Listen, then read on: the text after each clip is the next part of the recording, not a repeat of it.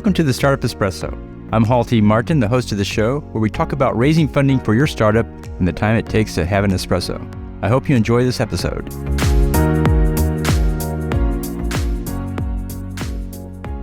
Hello, this is Hall T. Martin with the Startup Funding Espresso, your daily shot at startup funding and investing. Spacing effect is defined by Wikipedia as information is better recalled if exposure to it is repeated over a long span of time rather than a short one. A series of updates is more effective in communicating your startup story, as the investor will remember more than if the story were given in one go. There's only so much a person can take in during one session.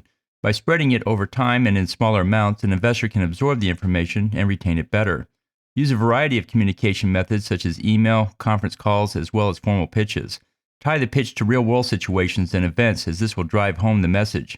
And stick to the core information and don't waste time on side stories. Summarize information from the last communication to bridge into the new information, and repeat the key information several times throughout the process.